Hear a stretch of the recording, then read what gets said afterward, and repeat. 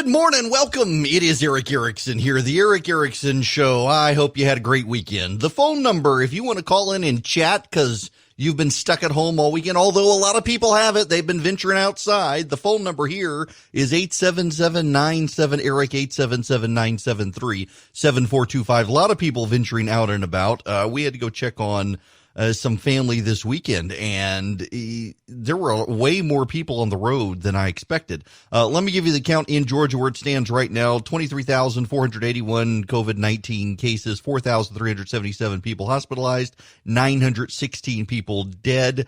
It is worth noting that 23,481 is cumulative, as is the hospitalization of 4,377. There are not 4,377 people currently in the hospital in Georgia. Those are your numbers. The worst county hit, Dougherty County, in terms of death, 108 deaths. Fulton County has the most cases, 2,545. And then it drops down to DeKalb County, 1,800, 1,504 in Gwinnett, 1,470 Dougherty, 1,428 in Cobb, and 1,033 in Hall County. That's the Gainesville area. And then down from there to 641, and down from there to 451, and down from there to the 300s in Cherokee County, down to the 200s in Mitchell County, and down it goes. We certainly are turning the corner. The number of deaths is visibly in decline in the state on the charts. And so the state begins to slowly reopen. We will get to that. I want to begin. I have thought about how to approach the beginning of the show, and I figure I'm probably going to make everybody in the audience mad in my approach of this. And I might as well burn bridges with everybody. They're reaching for the button to cut my mic. Let's start with theology, and this is not about theology. This is about the virus, but bear with me. There is a method to my madness. Several years ago, the PCUSA, that's the heretical branch of the Presbyterian Church. They put the her in heresy. They decided to include in Christ alone. Yes, I just said that. They decided to put in Christ alone in their hymnal. But they needed to change a line. There's a line in the song that says the wrath of God was satisfied, and they wanted to change that line to the love of God was magnified. And the view being that Jesus on the cross was the ultimate sign of love, as opposed to God's wrath against sin being satisfied. And that the Gettys who wrote the song, they refused to include it. They refused to change the line. So the PCUSA is one of the only major Protestant denominations on the planet now that does not sing in Christ alone. And the issue there goes to a very basic theological point. It is a 2,000-year settled matter of orthodoxy that Jesus had to die for everyone else's sins to satisfy God's wrath. If you go back to Genesis 15, Abraham splits these animals in half and intends to walk between them. We know archaeologically, extra biblically, that in an illiterate society of the Chaldean Babylonian period, or not Babylonian, the pre-Babylonian period, you would split animals in half. You would walk between the entrails, and that signified visibly your making of a covenant. If you kept the king's promises, you would be rewarded. If you did not keep the king's promises, you would wind up like the animals you walked between. You don't need literacy to understand that's what's going to happen to you. It's very visual. So Abraham cuts the animals in half. He's going to make his covenant with God. He's going to be prepared to walk between them, that if he screws up, if he fails to keep God as his only God, then he's going to wind up like the animals. And instead, God puts Abraham to sleep. He has a vision of a smoking pot, and God himself walks through these divided animals, symbolizing that if Abraham screws up, not if God screws up, but if Abraham screws up, God is going to die to satisfy the covenant that Abraham has failed to keep God as his only God. He's failed to keep his promises. Abraham should die. Instead, God says, you know what, Abraham, I got both ends of the deal. I'm going to magnify, you're going to spread you throughout the world, and I'm going to die if you screw up. Well, so Jesus had to die to satisfy that end of the deal. God keeps his promises. Now, believe me, this is all about the virus. Just bear with me. So there is this thinking now among liberal theology that actually God is love. And so they can eliminate parts of the Bible that they decide, well, this is no longer love. For example, homosexuality in the Old Testament and the New, God is unchanging. It is still a sin. Now, it's not a greater sin than adultery. It is a sin, though. And there are a lot of people, well, God is love and love is love, and therefore people, that's okay now. Well, no, that actually contradicts with the Bible. So you got to begin slowly redacting parts of Scripture that you no longer agree with, and essentially God begins to look like yourself.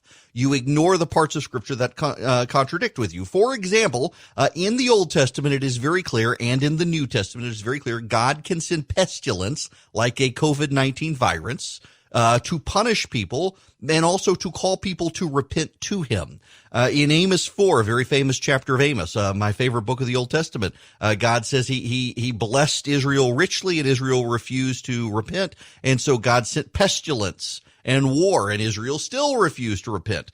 You can't, if God is unchanging, and the Bible's very clear, the God of the Old Testament is the same God as the New Testament, he is unchanging, you've got to have a theology that accounts for a God of the Old Testament who can send pestilence with the New Testament God.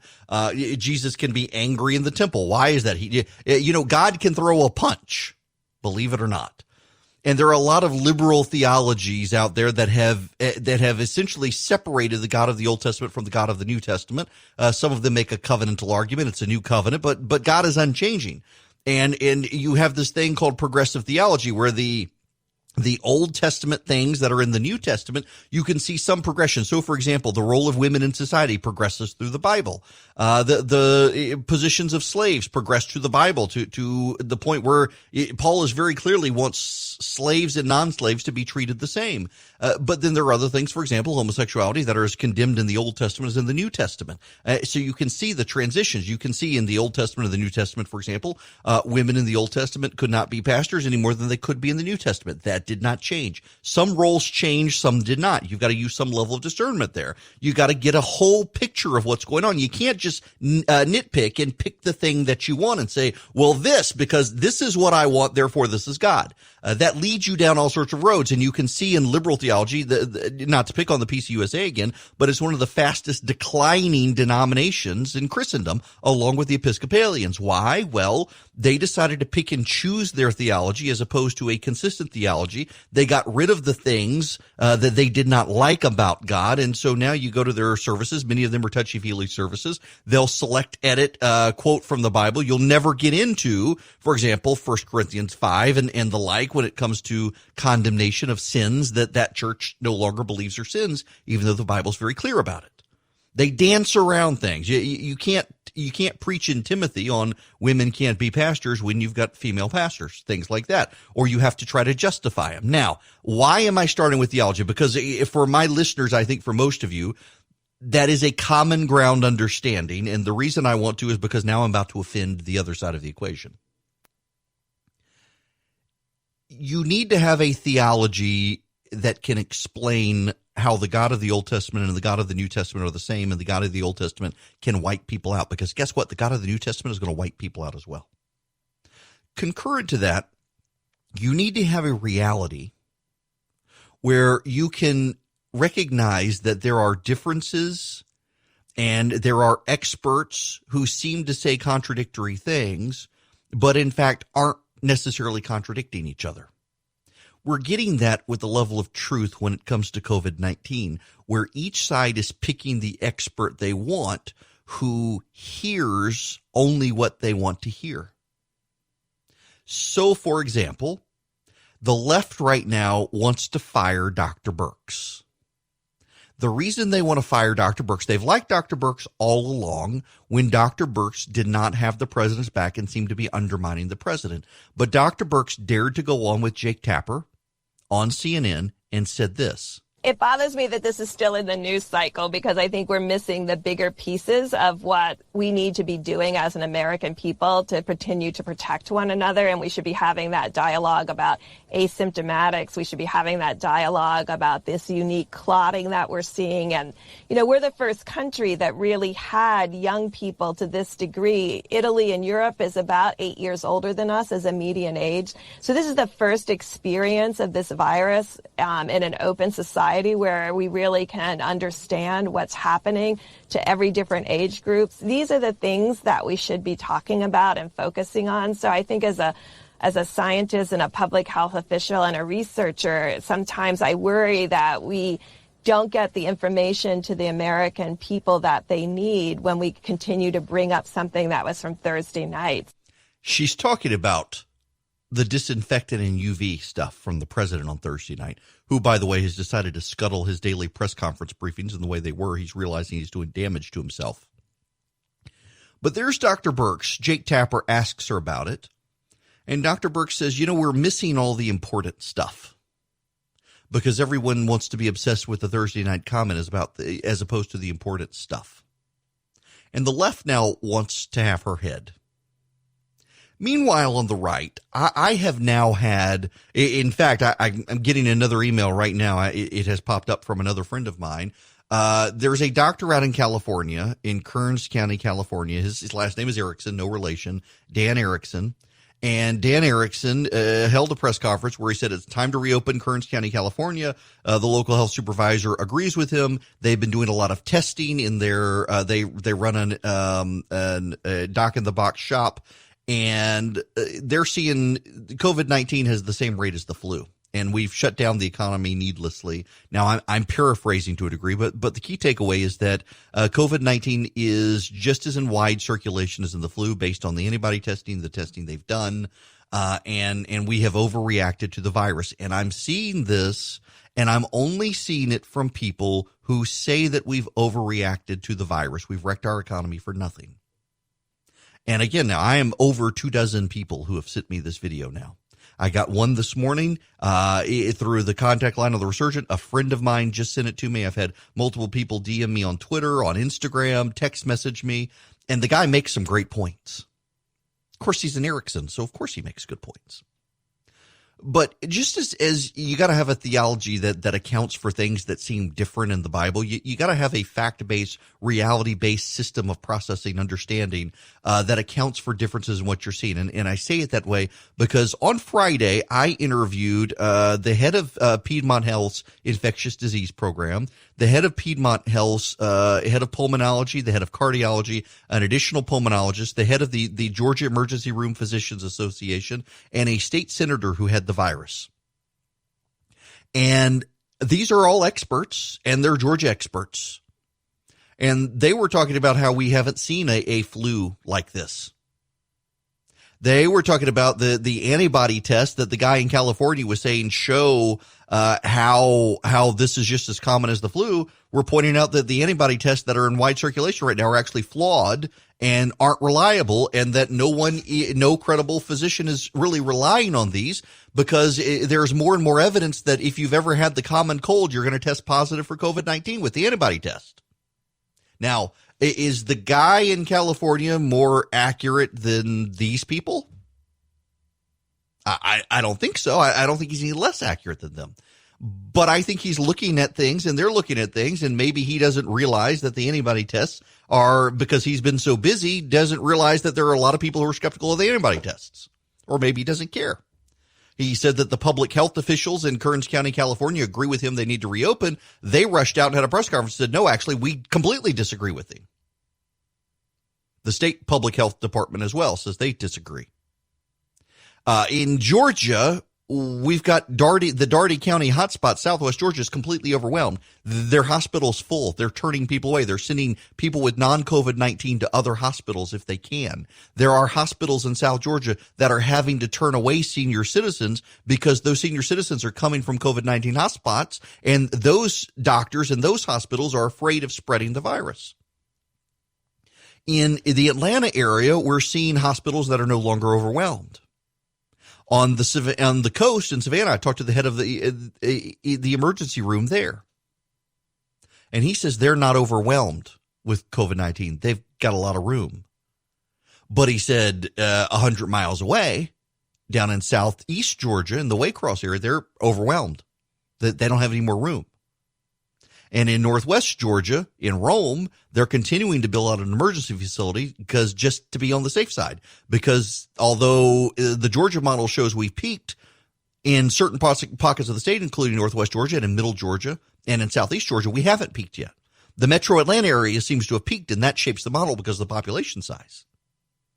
In other parts of the country, we're seeing the same thing. If you got to have a theology that rounds out the differences and tries to synthesize them into one overall picture, you need to do the same thing with the data. And a lot of people aren't doing that with the data. Those who want to reopen for business are gravitating to the people who say, hey, this is no big deal. It's never been a big deal, and here's the proof.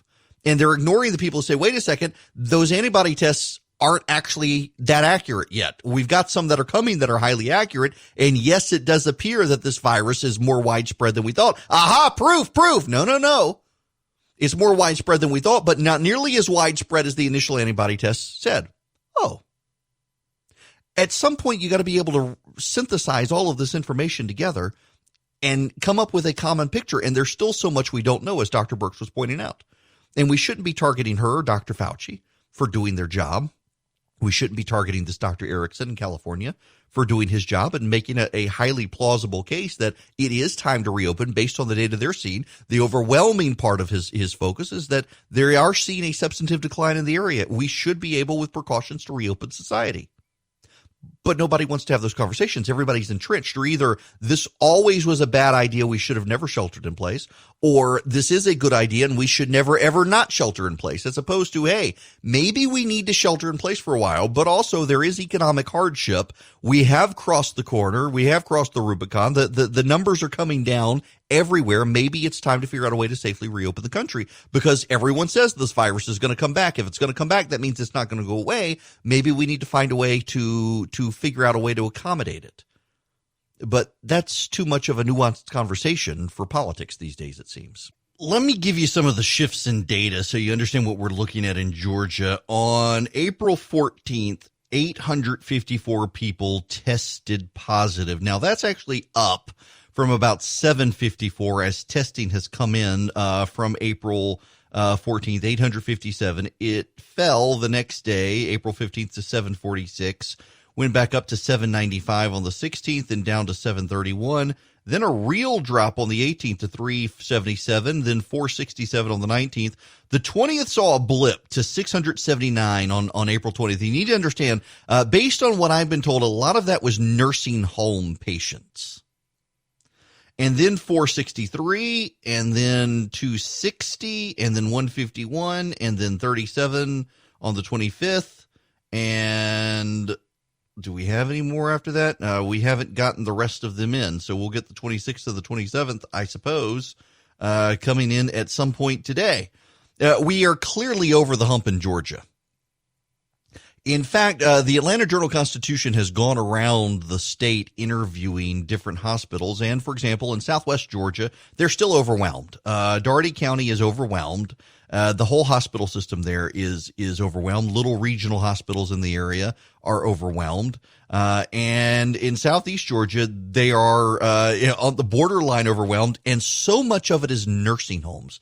In fact, more and more of the data suggests you and I should be able to go out and about so long as we secure nursing home facilities.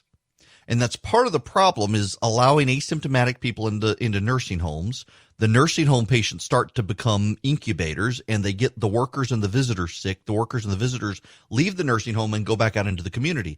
And you don't want to lock people in nursing homes away from their family. At the same time, we need to be able to come up with better protocols in order to be able to get people in and out of nursing homes to see people. The real issue, though, is I maintain shelter in place was the right thing to do, and shelter in place is no longer the right thing to do. If the virus is never going to go away, and by the way, I've heard from multiple people now that we've never successfully come up with a vaccine for a coronavirus. Think about that one. We've never successfully come up with a vaccine for a coronavirus, allegedly. But if we're going to deal with this virus, if it's not going to go away, we need to find a way to accommodate it in society without us continuing to wreck our economy. So we sheltered in place. We're over the hump. Now, how do we start getting out? The conversations have begun. The phone lines are open, 877-97-ERIC, 877-973-7425. You know, there's a larger issue with trust now on who do you trust. And I want to spend just a moment putting all this in perspective. This is a bit of a step back from the virus, which I think we're all tired of. And we'll get to the Tara Reade situation, by the way. The audio from Larry King, my goodness gracious. But before I get there, the trust issue and all, you know, Nancy Pelosi was on with Jake Tapper over the weekend, and let me see if I can pull up. Where is her audio? Here's some of it. Well, there's one point of clarification I was wondering. Vice President Joe Biden's campaign told me earlier this month that he supported President Trump's partial travel restrictions on January 31st, blocking foreign nationals from China from coming to the United States. Do you agree that it was the right move by President Trump at the time? Well, let's go into the future, okay? Actually, tens of thousands of people were still allowed in from China. So, first of all, Joe Biden had called it xenophobic originally. In hindsight, he now says he agrees with it. And Pelosi dodged with Jake Tapper. She didn't want to answer the question because if you'll recall, in January, Pelosi's the one who said that we needed Congress to take away the president's power to do that it was ridiculous for him to do it. No, I wish I was making it up. I'm not. She actually said that it was ridiculous for the president to do that. We needed to curtail his ability to do that. And now she wants you to believe that she would have left Americans, many of them her constituents in California, that she would have left them in China. They would be stuck under a Pelosi regime. Do you really believe that?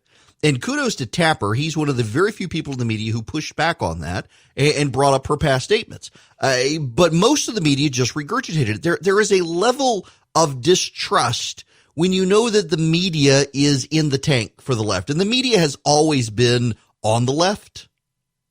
But right now they seem willfully intent on trying to defeat the president. And that should bother everyone. Because it means there are fewer and fewer media outlets that you can trust. Listen, I don't expect members of the media to agree with me on a host of things. I know they tend to be of the left, but I at least would appreciate it if they would cover my side honestly and fairly. And I know some reporters who do that, including at CNN, who recognize that they are of the left. They do have a bias generally, and they want to fairly cover the right. But you can see it whether you're talking about guns or abortion, mostly social issues, gay marriage, transgenderism, abortion, gun control, where the media is not just of the left, but openly hostile to the right and refuses to honestly frame and discuss the issues. Is it any wonder people on the right distrust the media? Of course, you should distrust the media. The problem is a lot of people on the right are now going to media outlets on the internet that are just as bad as the left-wing outlets. No one really seems to want to get to the truth anymore. Andrew Breitbart was a friend of mine. And in fact, I've never had the heart to delete his cell phone number. You know, he would call me. I'll never forget one time. So he called me at midnight one time, and he was on his cell phone, called me at midnight. So it was 9 p.m. in California. He got pulled over for using his cell phone. So he said, I'll call you back. At 3 o'clock in the morning, my phone rings, and it's Andrew Breitbart calling to apologize that he had not called me back. He had gotten delayed with the police and then got home and got distracted. And he says, it's 3 o'clock in the morning your time. I'll talk to you later. And he hung up. That was, everyone has a story like that who knew Breitbart. But Breitbart had this great saying that the truth isn't mean, it's just truth. The truth isn't mean, it's just truth. The truth is neither left nor right, it's just truth. Now, you can take that truth and you can decide to do one thing or another with it. You can decide public policy on the left or the right based on that truth, but in and of itself, it's just truth. And I've always thought that was such a good point, that was such a good way to look at it, that it's truth. Truth is truth. It doesn't matter whether you're on the left or the right. Truth is just truth. Do with it as you will. And I think that's fair. I think that is a fair and honest statement. And you can change if you, for example, believe that individual liberty is greater than the collective good. You can shape public policy that way. If you believe the collective is greater than the individual, you can shape policy that way. If you believe that, for example, the truth is that kids in private education tend to outperform kids in public education, you can do one of two things. If you're on the left, you tend to then want to shut down private education and put everyone in public schools on the theory that we should not allow people to pay for advantage, and that if everyone went to public schools, the parents would be just as engaged in the public school as the private school, and that would help the public school. If you're on the right, you say, hey, maybe we should allow the kids in public school opportunities to go to private school so they can improve their education. You can look at the truth and come about it different ways. The problem is we more and more have a hard time even deciding what the truth is. I mean, look at the people on the right who are only listening to the doctors now, who want to peddle the idea that the virus is no worse than the flu, and that we're overcounting everything, we're overstating everything, and we made terrible public policy decisions along with every other country on the planet. Look at people on the left who refuse to even consider that now may be the time to start reopening the economy. Warm weather is upon us. People are suffering. The government deficits we're looking at $5 trillion additional dollars in a deficit, not the debt. Maybe, just maybe, it's time to reopen the economy slowly. No one wants to get to the truth anymore. And that's the problem. And the president does play a part in this. We should acknowledge the president does play a role. The president has a hard time sometimes dealing with the facts. The press, likewise, the president drives them crazy. The president tends to know. This has got to be the most difficult press cycle for the president, as an aside, because typically the president has the ability to move the news cycle on to something else. We've been in this COVID-19 stuff for 2-3 months now. None of us can talk about anything else. And I got a sense that people are getting tired of it. I also get a sense that people are ready to come out of their house, and we're going to have to come up with new ways to get people out. Stacey Abrams is out there now saying that Brian Kemp is screwing up. The president is out now beating up Brian Kemp. Brian Kemp wants a slow, measured approach to reopening the state. And, I don't know that I would have done it immediately. I think shelter in place was the right thing to do. And for the people to say, no, it's about freedom, we should be able to do it. No, because I literally passed a woman on Bass Road in Macon who was texting and driving while eating an ice cream cone and had her face mask pulled down below her chin. Idiots like that are going to get us all killed. If not on the road, they're going to give us the virus. So for a couple of weeks, we needed to all stay home, whether you wanted to or not, to keep the idiots like that from getting the virus and killing themselves and their families, or at least getting people highly infected. So yes, we had to stay home for a few weeks because not all of us can deter the idiots. The only thing that can deter the idiots is the force of law. But perhaps it is time to reopen. I will probably take a go slow approach. I will tell you, we went to visit family this weekend. They've been quarantined. We've been quarantined. They've been unwell, but not of the virus. We needed to lay eyes on them. So we went, we socially distanced until the dog decided to swallow a fish hook.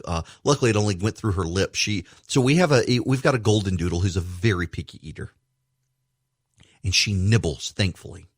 So our son was fishing.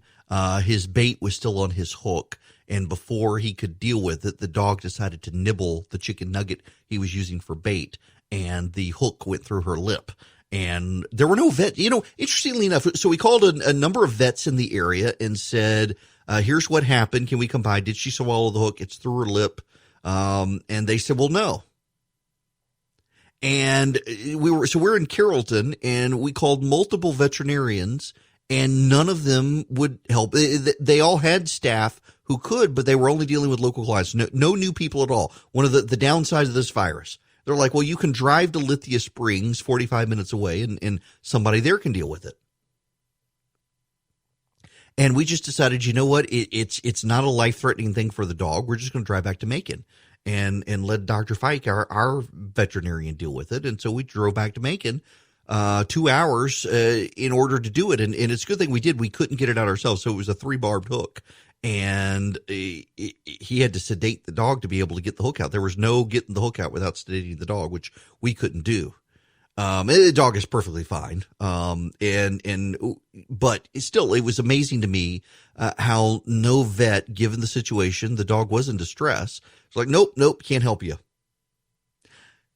But along the way, the number of people who were on the road surprised me. The number of people who were out and about surprised me. The number of people who are in the grocery store. In fact, yesterday I went grocery shopping yesterday afternoon, and the lady who cuts the meat at the deli counter at Publix was telling me that she's seen more people at the grocery store this weekend than in the last couple of months. And thankfully, with the exception of toilet paper, by the way, if you're in Macon, the Kroger on Forsyth had toilet paper and paper towels yesterday. A lot of them, no less. But the Publix doesn't.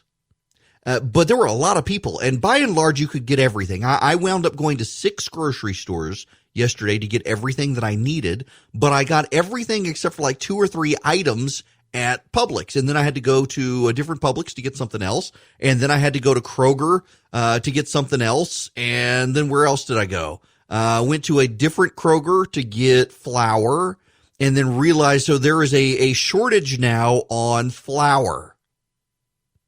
And I wound up going to 6 grocery stores before I could find flour.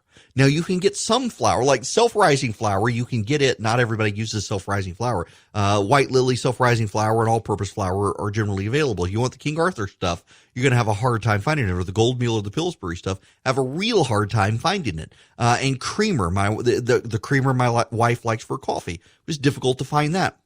And now, of course, if you're reading about, there are going to be meat shortages because Tyson's and Smithfield and a couple others, they've gotten the virus spreading in their plants. They've had to shut down plant facilities. And then there's this whole thing. Remember, Sonny Perdue was here a couple of weeks ago, and we were talking about this, that commercial ag manufacturers have a hard time dealing with the shift to more people being home. So restaurants aren't buying the meat, and they're not set up to sell to residences, and they're trying to figure out how to make that shift, and it's become very, very difficult for them to do. And as a result, cattle are being slaughtered, hens are being killed, and we're going to have a meat shortage. Now, we've had the toilet paper shortage. We've had the paper towel shortage. We're about to have the milk, egg, and meat shortage because they're killing all the animals because they can't figure out how to transition from commercial sales to retail sales, which is insane. But this is the world we live in. We live in a society, particularly in the United States, we live in a society where the supply chain is up to the minute supply chain. So you can get something in to the minute that it's needed. And we see now in crisis that supply chain works great in normal times, but in crisis, we have a hard time converting. So, for example, more people are at home instead of in their offices. So how do you convert the commercial business side of the toilet paper industry into a retail side, the labeling, the packaging, all that? Well, restaurants are now closing or closed. So how do you convert the restaurant sales industry into the consumer sales industry? And a lot of the farmers and the middlemen and the packagers, they've just given up and they're throwing stuff away, which is horrific, the amount of food that's being thrown away.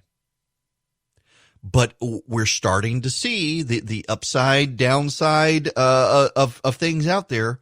We're starting to see the system being tested in crisis. And I wonder how many people out there are taking notes.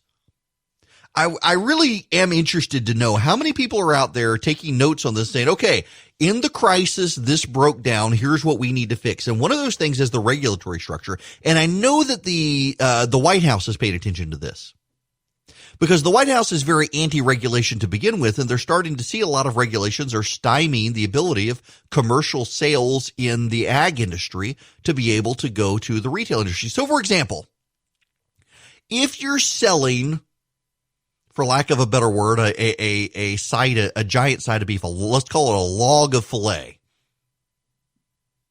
You don't have to label it with all the calories and all the details when it's going to the restaurant. But you do if it's going to the consumer. Well, a lot of these companies that are set up to sell to restaurants, they're not set up to do the labeling to sell to consumers.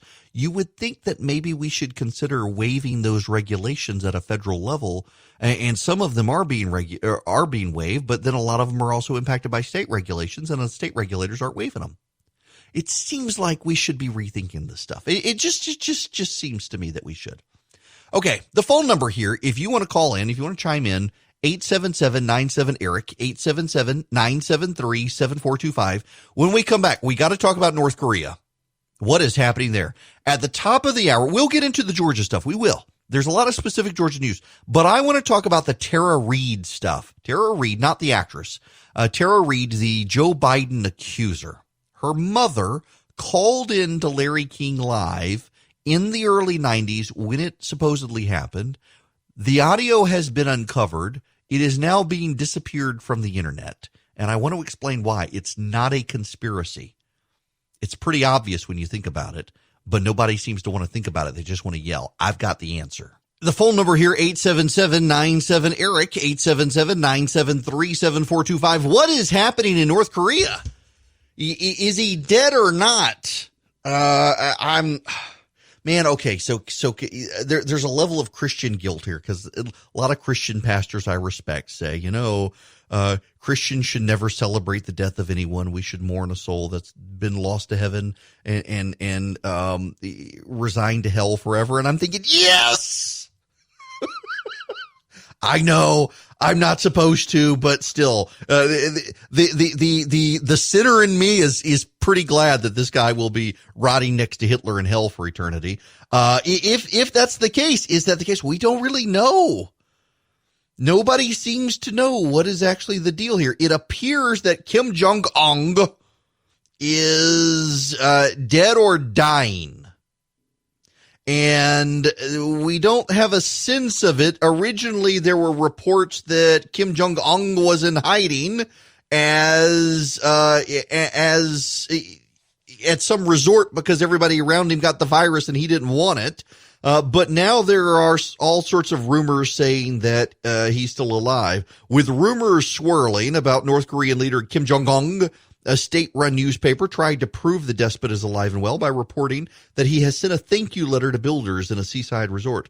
The Rodong Sinmung outlet claimed Monday that Kim pinned the message to builders working on a tourism project in Wonsan, where South Korea believes the leader's been staying. Supreme Leader Kim Jong-un has sent his appreciation to the workers who devoted themselves to building the Wonsan Kalma tourist zone.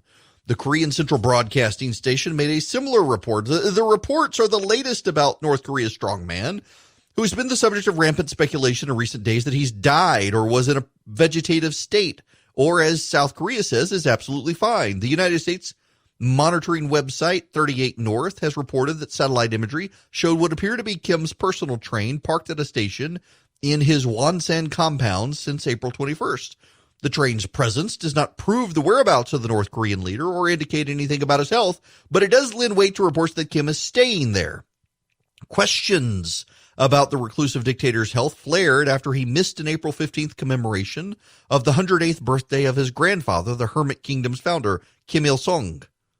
Meanwhile, other unverified reports are that Kim may have been injured during a recent missile test and that he went into hiding after one of his bodyguards was suspected of contracting COVID-19. An unnamed source in China told the South Korean newspaper Jungang Ilbo that Kim skipped the birthday bash for his late grandfather because of the guard's possible infection. Another outlet said Kim left Pyongyang for Busan to avoid the virus. Moon Chung-in, a special security advisor to the South Korean president, said Kim's alive and well. But now others are saying that he's actually dead after heart surgery, and his sister's going to become the leader of North Korea. And interestingly enough, there are a bunch of liberals on social media saying it's really a damning indictment on the United States that North Korea is going to have a female leader before we do. So more women in the United States vote than men. If the United States does not have a female leader, it's because of women. Oh, you don't like that, do you? But I mean, more women vote than men in this country, and it's the women. It's the women in the Democratic Party who gave Joe Biden the nomination. They didn't give a woman the nomination. I wonder if they knew about Tara Reade. If the media had covered Tara Reade, would that have changed things? Would there be a do-over?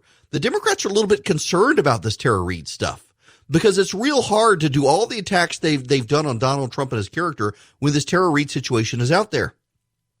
And a lot of them look like hypocrites after the Brett Kavanaugh situation. And now there is this conspiracy theory on the right that CNN is covering for Joe Biden because they've taken the video down of Tara Reade's mother calling into Larry King Live. Except they haven't. I know what has happened to the video. And in fact, I want to play for you the video of Tara Reade's mother calling into Larry King Live in the early 90s when we come back. Well, I have the number. Welcome. It is Eric Erickson here, the Eric Erickson Show. The phone number, if you want to be a part of it, that's not the number I'm talking about. Bear with me. 877-97-ERIC, 877-973-7425. The number is 5. That's the total number of positive cases of COVID-19 in Georgia yesterday. That number will go up today as more of the tests come back, but right now it's at 5. The 25th is at 37. The 24th is at 151. The 23rd is at 260, the 22nd, 463, the 21st, 586, the 20th, 679. So it's been downhill from the 20th. Really, it's been downhill since the 14th, 854 people that day. It's gone downhill. We had a blip on the 20th and 21st with some nursing home numbers going back, and nursing homes appear to be the hardest hit aspect of this. We'll get back into that later. At the bottom of this hour, Mark Butler's going to join me. He's the labor commissioner. We'll talk about the unemployment numbers, the jobs, and the economy here in Georgia at the bottom of the hour. Right now, I want to move into something non-virus related. Praise the Lord and hallelujah. Tara Reade. Her mother called into CNN back in the early 90s. Now, let me set the stage here. Tara Reade was a staffer who worked for Joe Biden.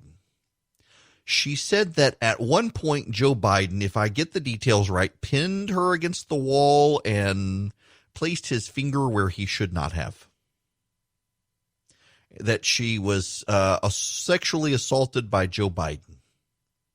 Now, unlike Christine Blasey Ford, Tara Reade says she told multiple people at the time, and that her mother even called into Larry King Live on CNN to discuss it. Well, here is Tara Reade's mother calling into CNN, confirming another aspect of her story. Yes, hello.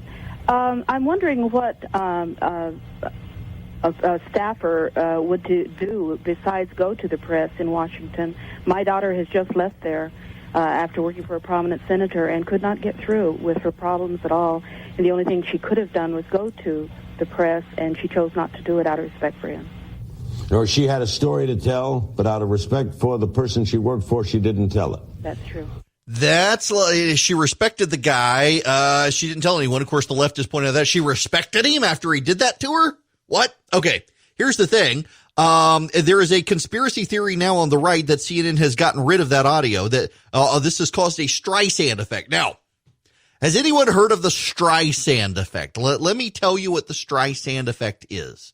Back in, I want to say this was in the 90s, a photographer was doing a project on coastal erosion in California and went up the coast of California, highlighting construction along the cliffs and coastline of California and how it was impacting the environment in California and coastal erosion. One of the places that was spotlighted was in Malibu, the cliffs of Malibu, Barbara Streisand's house, perched on the edge of the cliff.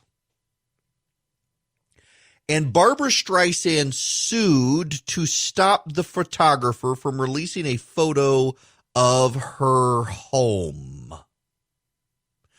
And the result is that the picture went into widespread circulation. The media put the picture on the front page of newspapers across the country to talk about the lawsuit, and Barbara Streisand gave the picture more exposure than it ever otherwise would have ever gotten. And it has thus been called the Streisand effect, that when someone objects to something being covered, the odds are it's going to get covered even more. And so there are people saying this has caused a Streisand effect for this video that CNN has memory hold it. It was on Google Video, not on YouTube. Remember, Google used to have a competitor to YouTube. And they ultimately bought YouTube and wound down their service, but you can still find stuff there. And someone put up the video of Tara Reade's mother on Google Video years ago. It has recently come to light again and is overwhelmed. And, well, it's getting all sorts of exposure. There's a problem with the conspiracy theory. CNN has not memory hold the video. They have taken it down from other services. They have sent takedown notices to various websites. It has nothing to do, though, with CNN trying to erase the video from the internet. It has everything to do with CNN monetizing the video. If you go to CNN.com now, you can find the video. And they'll show you the video, but you got to watch an ad. You got to watch an ad first. You got to watch an ad at the end. CNN wants to make money out of this, and they are raking in the bucks. There's no conspiracy here. This is a financial ploy by CNN to force you to go to CNN to see the video. You can go to CNN, you can see the video. Here's the audio of it. Yes, hello. I'm wondering what a staffer would do besides go to the press in Washington. My daughter has just left there after working for a prominent senator and could not get through with her problems at all. And the only thing she could have done was go to the press, and she chose not to do it out of respect for him. Or she had a story to tell, but out of respect for the person she worked for, she didn't tell it. That's true. There you go. You can go to CNN and see that. That's where we got the audio from. Now, let's get into the merits of this. I did not believe Christine Blasey Ford's story. It seemed very opportunistic to wait for a man who, I mean, the D.C. Circuit Court of Appeals is the second most powerful court in the country. Brett Kavanaugh was nominated for that. He got put on that court, and no one said anything. They waited for him to get on the Supreme Court, and then they decided to rough him up. And they decided to rough him up using the allegations of a woman who named 4 people who could bear witness to her, and none of them had any recollection of it. And yet the media said it was the you got to believe all women. It was the claim that was true. It was the claim that was true. And because she claimed it, we had to believe her.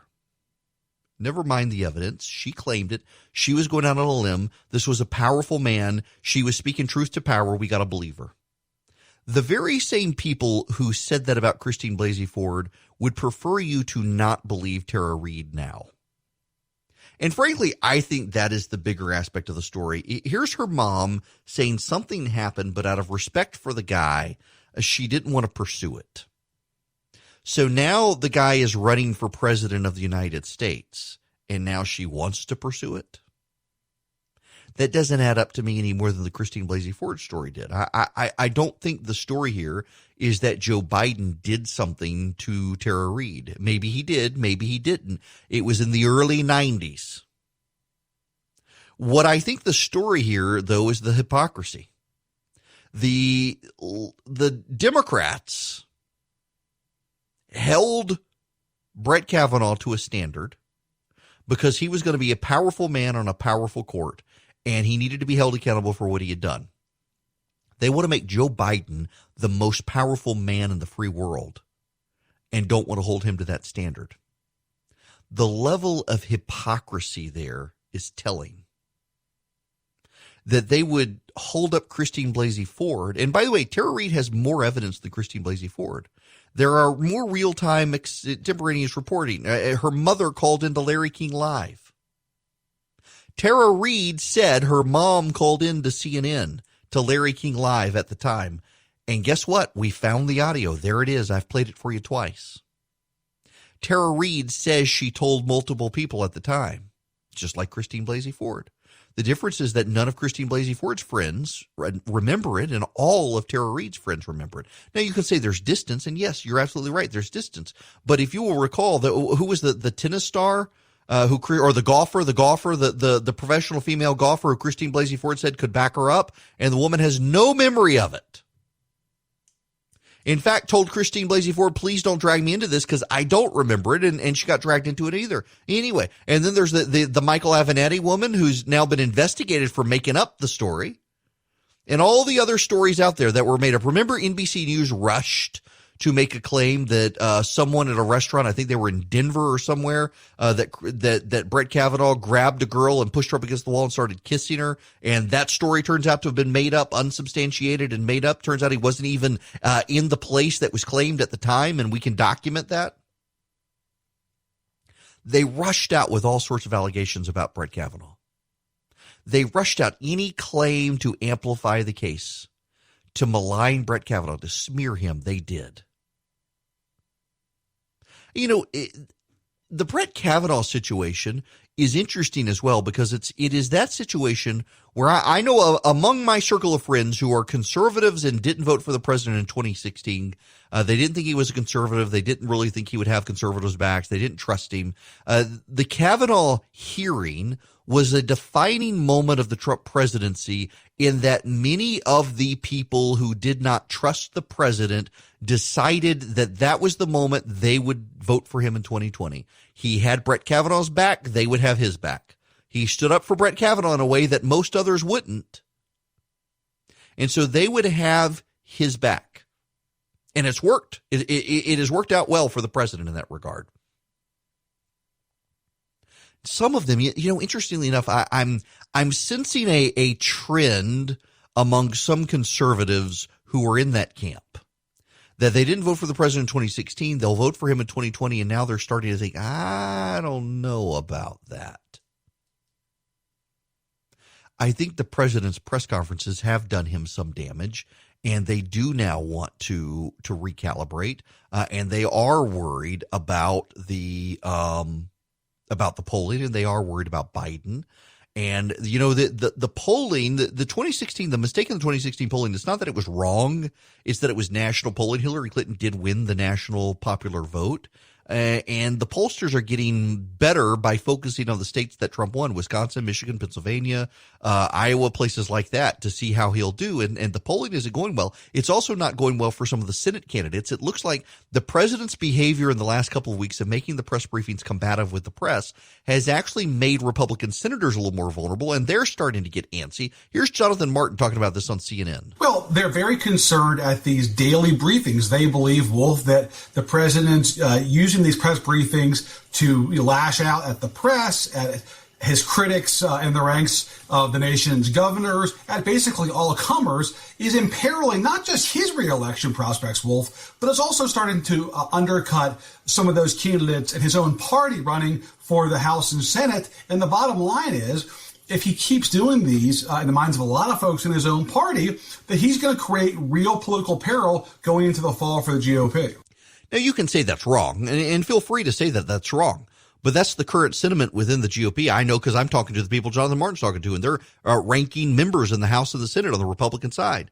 I know one ranking Republican member who thinks he's lost his reelection bid.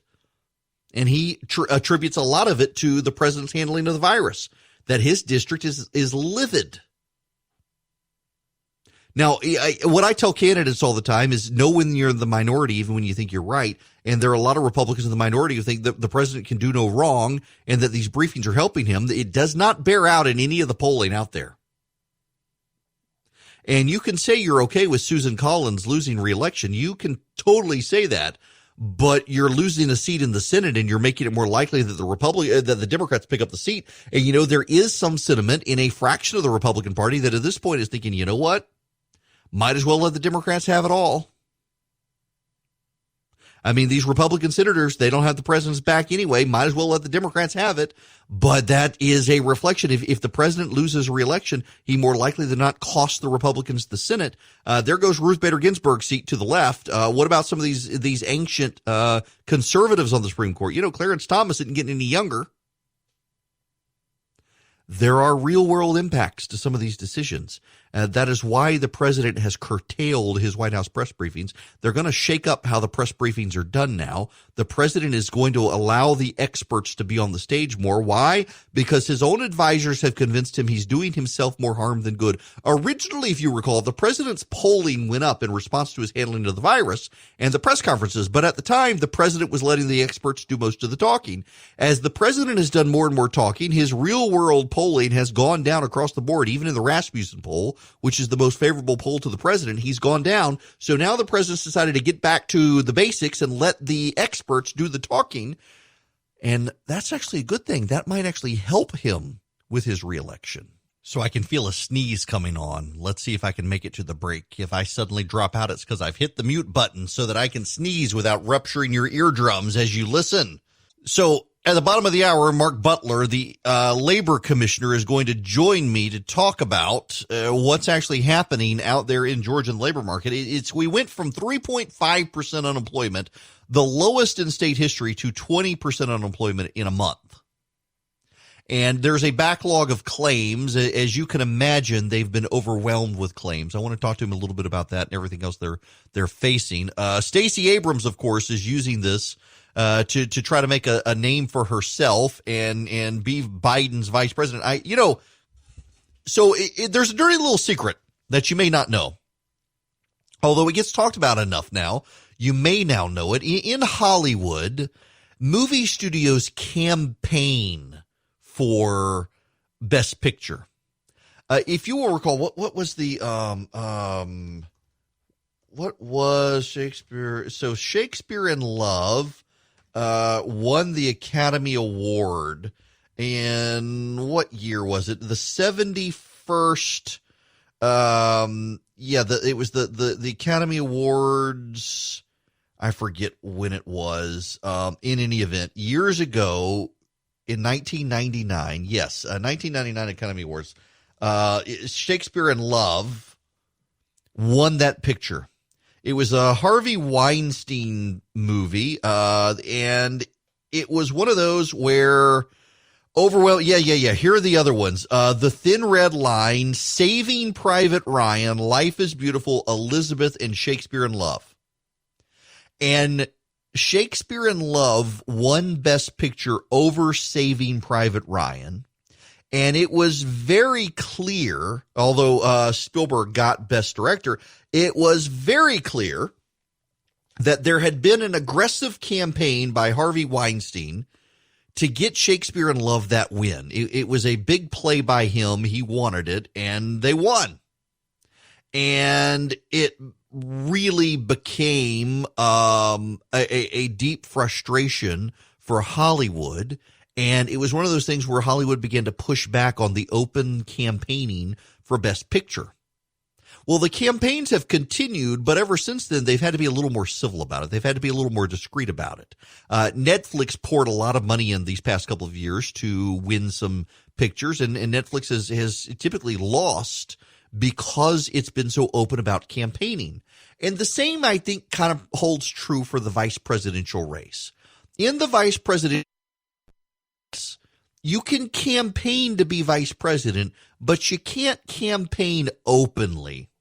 When you start campaigning too openly for it, you give people the heebie-jeebies. They don't want to do it. It's a dangerous precedent, and Abrams is doing that. One of the ways she's doing it is she's going on the warpath against Trump and Pence and Brian Kemp.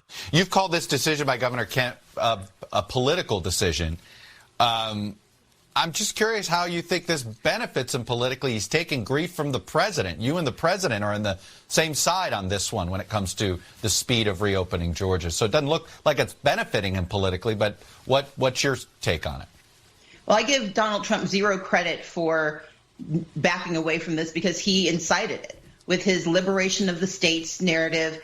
I think Brian Kemp was responding to that call and decided to wrongheadedly move forward. And unfortunately, as a result, he found himself crossways with the president, with Mike Pence nodding pathetically at the same time about ingesting Clorox as the president gave more false information to the public. But I think all three of these men have misserved Georgia and misserved the country. How would you launch a national testing strategy if you were running the federal government right now?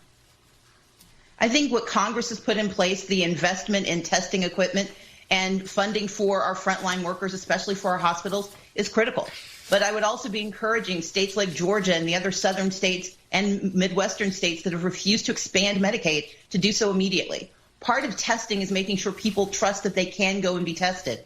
And right now there's inadequate equipment and an inadequate strategy. We should increase production. We should make certain it's not simply the testing that's available, but the mechanics, the swabs, the vials, and that we are funding people on the front lines to do this work, to put themselves in harm's way, to make sure we can test, trace, and track. Kind of what the White House is doing, kind of what the White House actually is doing and what the states are doing is what she wants to do. It's really not any different, but she's campaigning pretty openly to be vice president. And I just think that that's probably not going to do her any favors.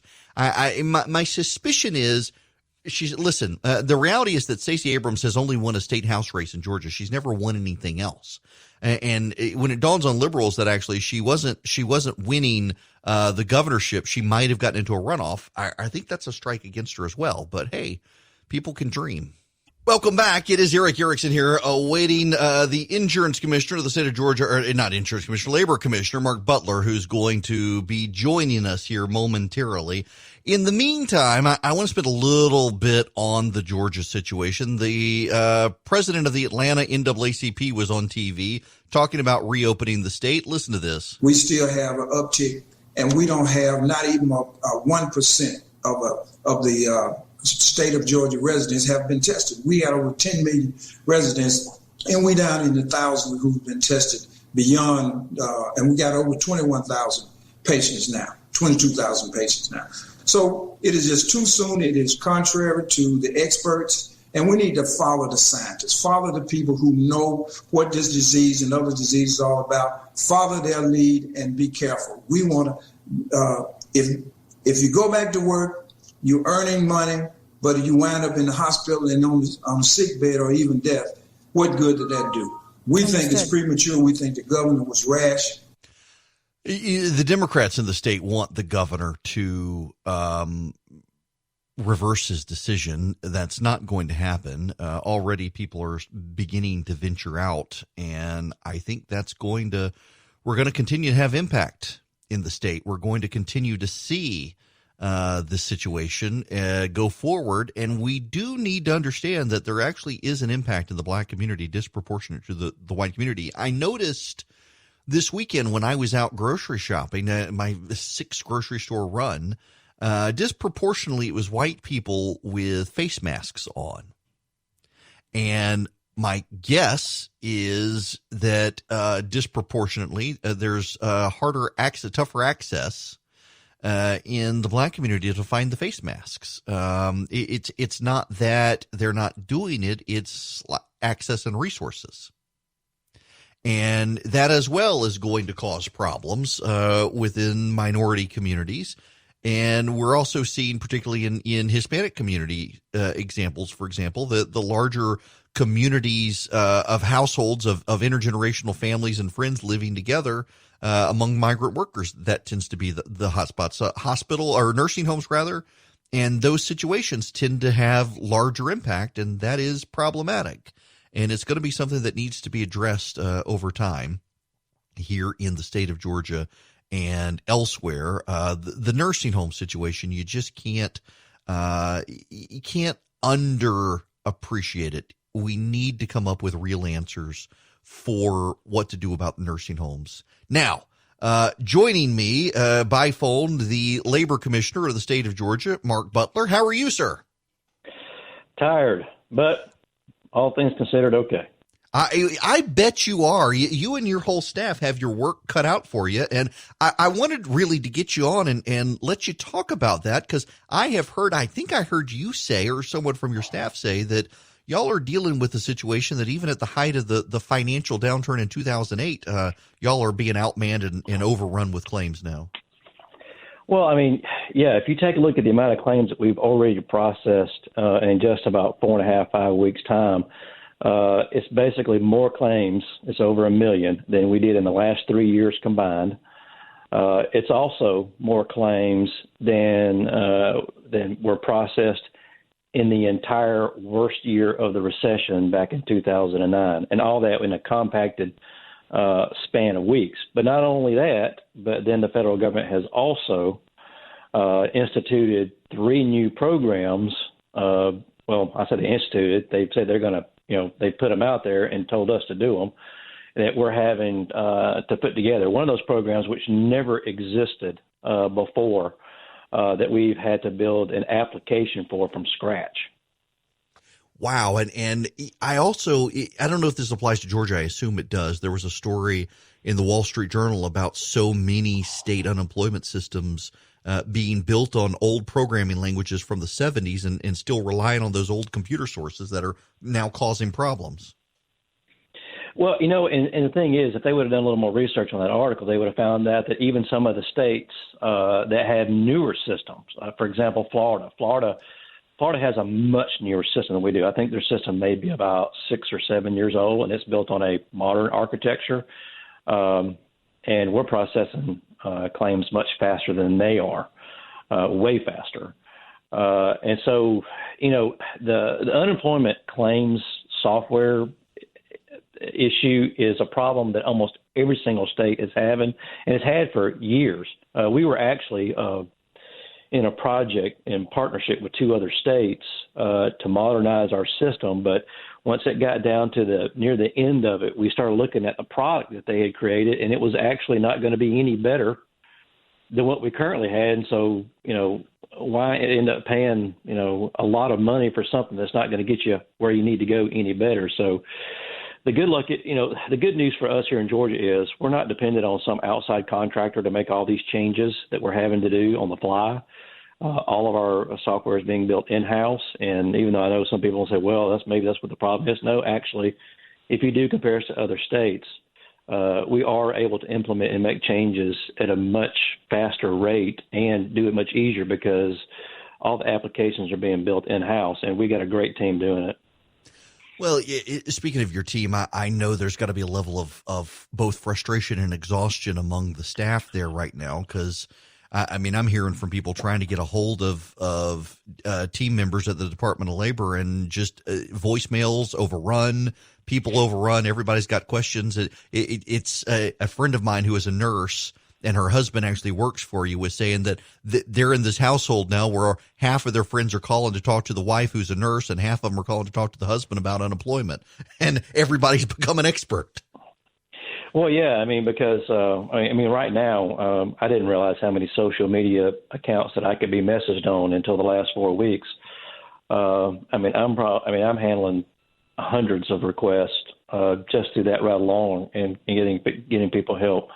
But when you talk about 1 million people filing unemployment all at once, and let's say you get 80% of them right, okay, and there's no problems.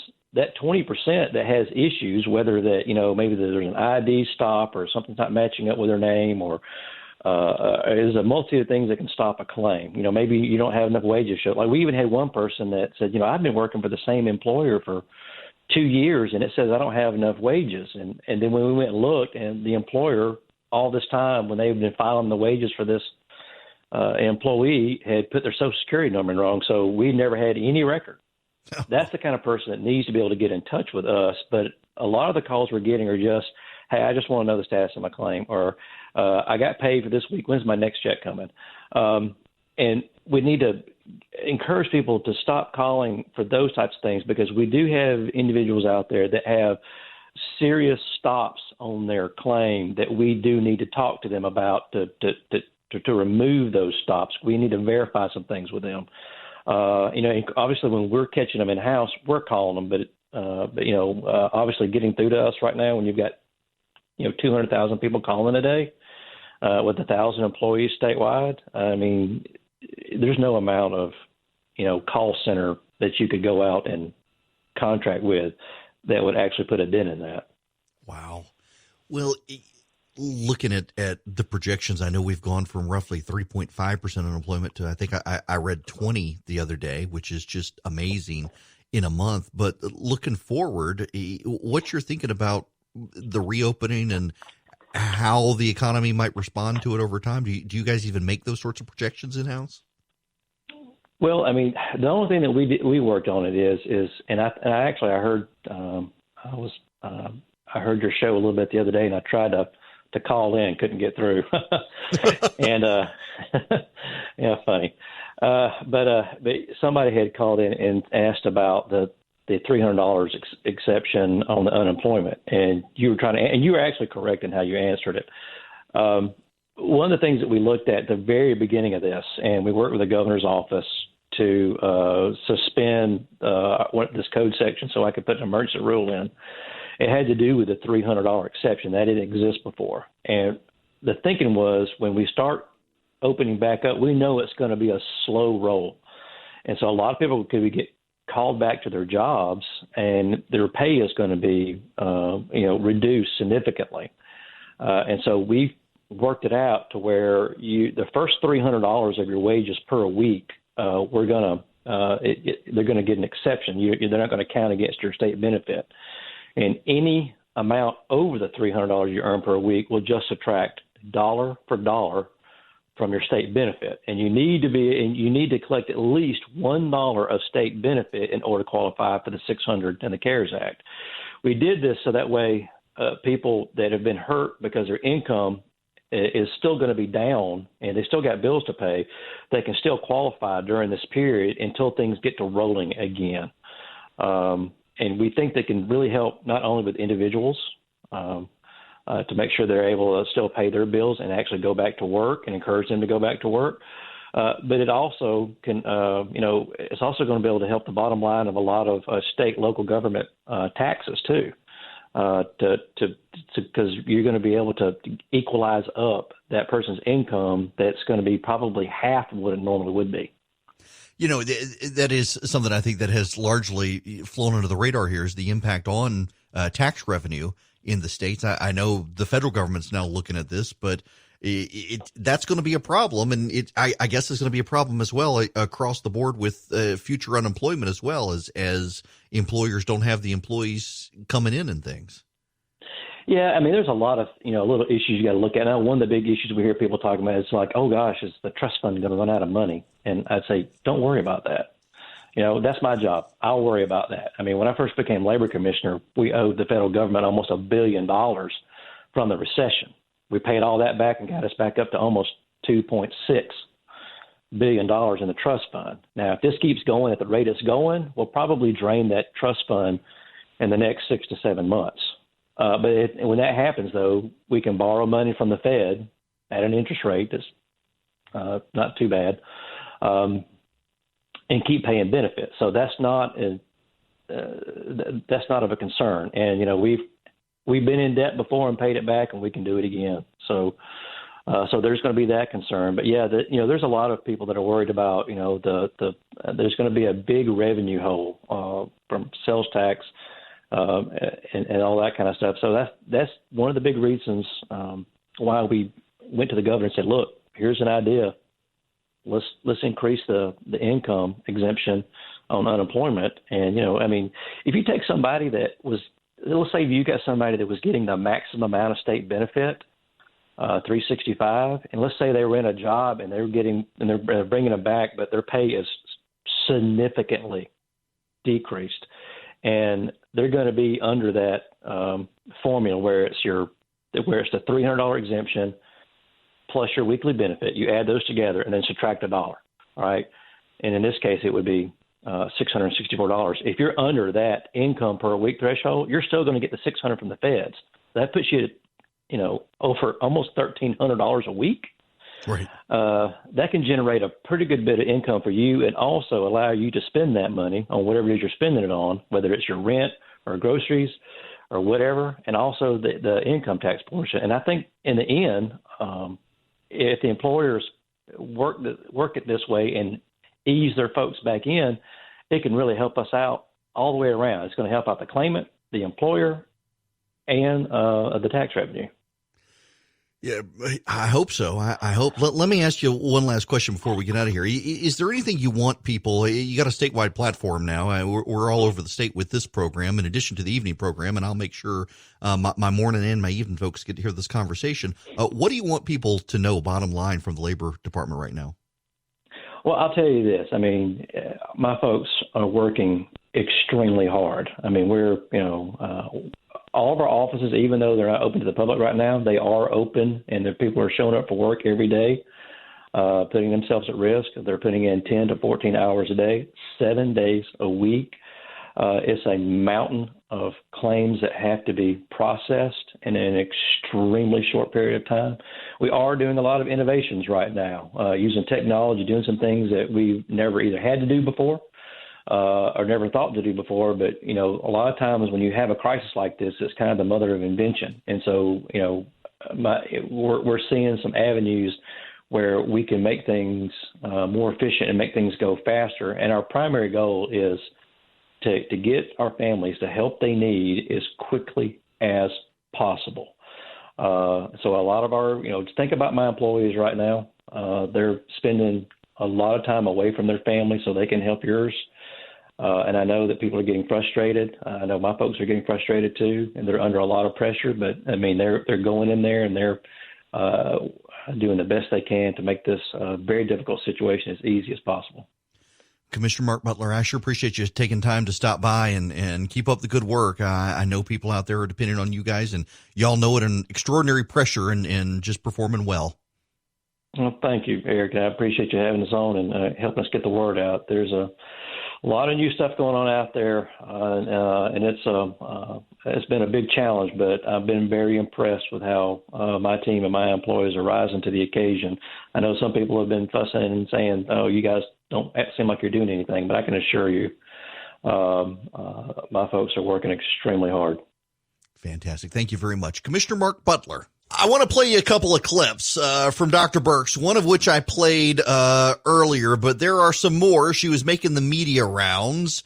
Here's one of them. I think we're getting a lot of information out of these isolated outbreaks that are occurring, whether they're occurring in prisons or among essential workers in packing plants, or specifically gatherings that came together, whether it was a wedding or an event. And when you look at those epidemics, it isn't until you start seeing symptomatic groups. But when you go in there and test, you find a lot of people have the virus and may not ever develop symptoms. And I think we're really starting to look at this in a very careful way to understand how we do surveillance. And so in the guidelines that were put out, because we could start to see this even a couple of weeks ago, we were very careful in the guidelines to recognize two parts of monitoring this epidemic. One, continuing to diagnose cases. Those are people who come forward with fever or other symptoms. But secondly, setting up surveillance. What do we call this? Actually, sentinel monitoring of specific populations that we know may be of greater risk, where you want to find those asymptomatic cases early.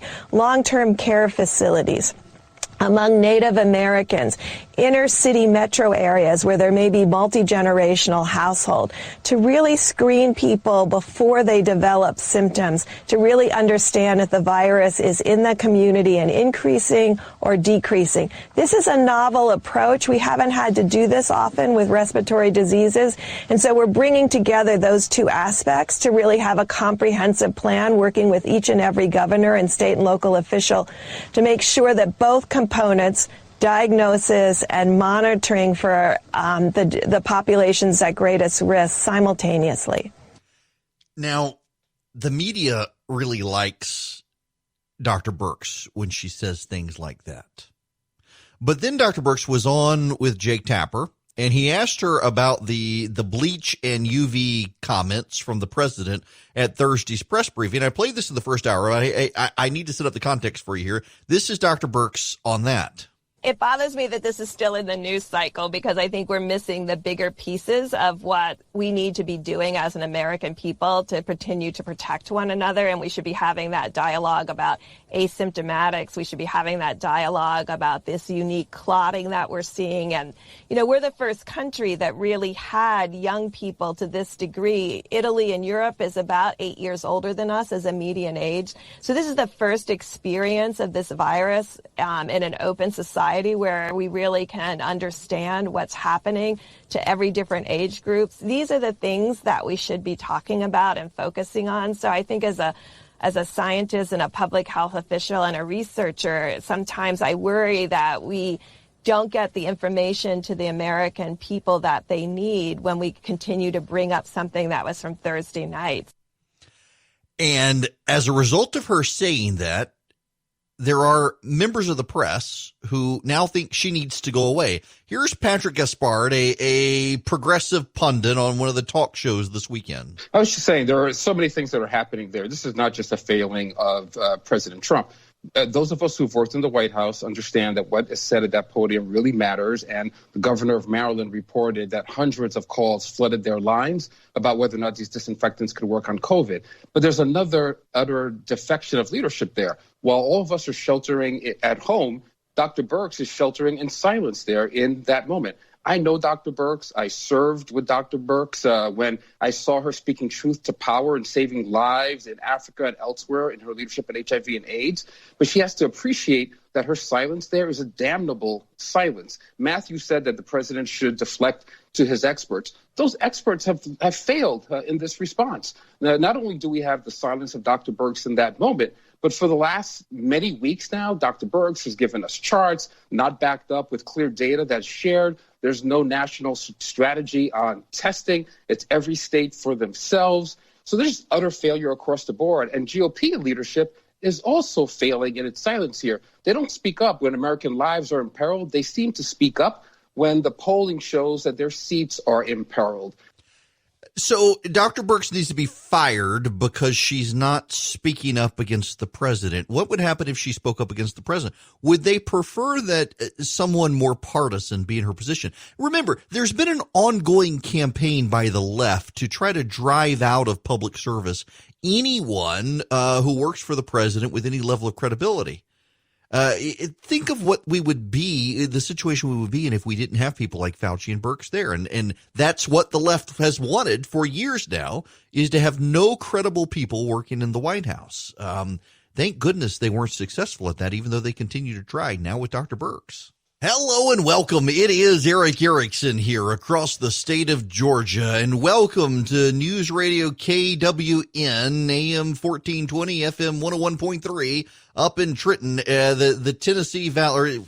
The Tennessee Valley. It's fantastic to be up there. Appreciate them picking up the show starting today. Listening a little bit of delay up there, but it's kind of sad. I'm looking at their website and it's got the sports scores and game canceled. Just sad. Life is picking back up though here in Georgia. But thank you to WKWN up there for picking up the show and for all the stations carrying the show. And I want to spend time now on what's happening in Georgia and where we're going to move forward as the state begins to slowly reopen.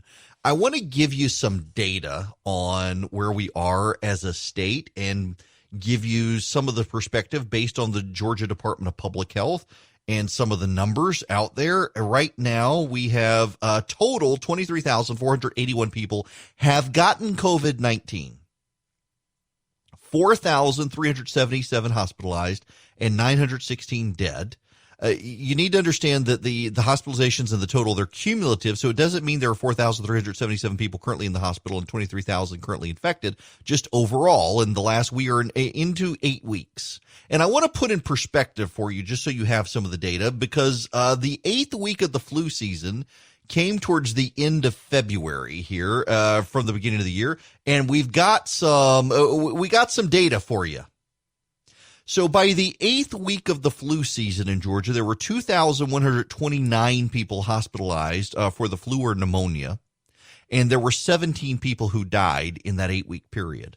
In the 8 weeks of COVID-19, there are 4,377 people hospitalized and 916 dead. So way more people dead. And these are only based on positive tests. Now, I know there are people out there. In fact, I'm getting emails from people saying, wait a second. Hospitals are being paid extra money if they code people as dying of COVID-19. Yes. The question is by how much, and that's only a new mandate in the last couple of weeks, and this number's been holding fairly steady, above 3%. It is a global average. You're going to have to convince me that everyone on planet Earth is having some level of global grand conspiracy to think that Georgia or any other state is overinflating their numbers by so much when the world average on deaths is 5%. When you take Italy and China out of it, it's about 3 to 4%. So we're being pretty consistent there with the way things are going. Listen, I know that there's a tendency on people to create some conspiracies or to disbelieve anything. The problem is, who do you believe? Do you only believe the people who are telling you what you want to hear? And increasingly,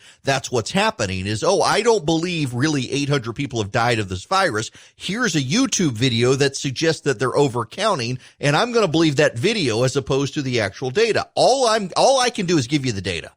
If you don't want to believe the data, that's on you. It's not on me. I'm trying to provide you the data, and I'm trying to use apples to apples comparison. So, for example, I'm giving you the positive test confirmations from the Georgia Department of Public Health for the flu and the positive test confirmations from the Georgia Department of Health for COVID-19. If you don't want to believe the data, don't believe the data. I don't really care at this point. There's so many people out there who don't want to believe anything that only goes. Do you know, for as many people as I know who believe that the count is overstated, I know the same number of people or more who believe the count is understated because of all the people dying at home. I actually interviewed doctors on Friday, a number of doctors. I interviewed the head of infectious disease for Piedmont Health Hospitals in Atlanta, the head of their cardiology department, the head of their pulmonology department, an additional pulmonologist, the head of the Georgia Emergency Room Physicians Network, and a state senator, Kate Kirkpatrick, who had the virus. And the prevailing sentiment is that the data is right, and people should stop listening to all those who want to undermine the data, but that also the data is suggesting we can reopen the state. And that's really interesting. One of the doctors I talked to was deeply skeptical of reopening the state right now. But one of the other doctors put it in perspective here that we're in an economic crisis as much as we're in a healthcare crisis. And while shelter in place was the right thing to do to stabilize the situation, when we're dealing with a virus where so much of it is unknown, the larger issue is now that we've stabilized the virus and the trend lines are good, how do we get the state back to work? Let me give you the other data, and this is the good news aspect of it. Our high for daily cases reported was April 14th. 854 people that day were positive for the virus. That was April 14th. On April 20th, it was 679 people. On April 21st, 586 people. On April 22nd, 463. On April 23rd, 260. On April 24th, 151. On April 25th, there were 37. On April 26th, there were 5. Now, those last three, the 24th is 151. The 25th is double digits, 37, and the 26th is 5. Those numbers will go up because there's a testing delay over the weekend. So we will see those numbers go up. They're not expected to spike dramatically, though. They're still expected to be in decline. And so while we're dealing with the issue of a virus in the state, we've got to deal with reopening the state. There are parts of the state that should not reopen, if we're honest about it. The Dougherty County area is just badly hit. So for perspective, let me give you some of the numbers here. In Fulton County, there are 2,549 cases and 94 deaths. In DeKalb County, there are 1,800 cases and 36 deaths. In Gwinnett County, there's 1,504 cases and 47 deaths. And in Dougherty County, which is southwest Georgia, Albany, there are 1,470 cases, 108 deaths. The only area of the state that has triple-digit deaths. And then Cobb County is 1,428 cases, 75 deaths. Hall County, that's Gainesville, 1,033 cases and 11 deaths. And then it drops to Clayton County, 641 cases and 21 deaths. And then it drops again to Henry County, 451 cases and 10 deaths. And then it drops again to Cherokee County, 347 cases and 10 deaths. And then you go, Richmond has 360 cases. Sumter has 356 cases. Carroll has 326. Lee has 302. Mitchell has 290. Bartow has 286. Douglas has 278. Muskogee 275. Forsyth 252. Bibb 248. Houston 209. Chatham 206. Early 198. Upson 197. Spalding 190. Coweta 188. And down we go. There are places in the state that have triple-digit or quadruple-digit cases, but they're managing it. I mean, look at Hall County. Hall County, that is the Gainesville area. There are 1,033 cases there, but there are only 11 people who have died. In Clayton County, there are 641 cases, but 21 people have died. What gives? Or look at Sumter County. Sumter County has 356 cases and 21 people have died. So the same number of people who have died as Clayton County, which has double the cases. What's going on in those areas? Well, let me first tell you. So Sumter County is Americus. And Sumter County is up Highway 19 from Albany, north of Lee County. And it has been impacted with the spillover effect down there. And the issue is Southwest Georgia is overwhelmed right now. But the metro Atlanta area, the hospitals aren't overwhelmed. Again, I talked to all these doctors, and even a doctor in Savannah in an emergency room has said they're not really overwhelmed right now. But they recognize there are parts of the state that are. So obviously there are parts of the state that should not behave as if they're open for business. But then there are parts of the state that maybe they can behave as if they're open for business. And more people are venturing outside. The governor is coming under coming under all sorts of attacks, Democrats and Republicans alike.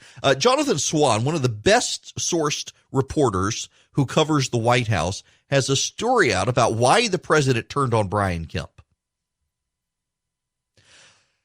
And here's what he says behind the scenes. One advisor to the president said, you got to understand, Donald Trump feels he made Brian Kemp, and he's right. Would it hurt Brian Kemp to be a little more grateful and take the president's advice once in a while? He would not be governor without Trump. I got to tell you, that's actually not true. When you look at the runoff numbers in Georgia, Brian Kemp was winning early voting ahead of Casey Cagle in every county, including Hall County. Brian Kemp was going to win it without the president. The president just padded his margins. And the Kemp team knows this, even if the Trump team won't recognize it. Now, that being said, Cody Hall, who is the governor's press secretary, says Governor Kemp is grateful for President Trump's leadership in the fight against COVID-19 and values his insights as our state takes measured steps that will protect the lives and livelihoods of all Georgians. So, here's the reality. Kemp, by the way, the president is also irritated Kemp did not pick Doug Collins. That has something to do with it as well. But the reality is the virus isn't going to go away. So we got to find some way to reopen the state, don't we? We got to find some way to accommodate people. And at this point, listen, there was a time where we needed to all shelter in place because the virus was still spreading.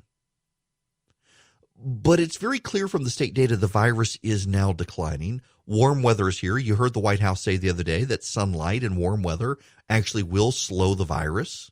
High humidity will slow the virus. Hello, you want high humidity and warm weather? Welcome to Georgia in the summertime. So it's beginning to recede. It is.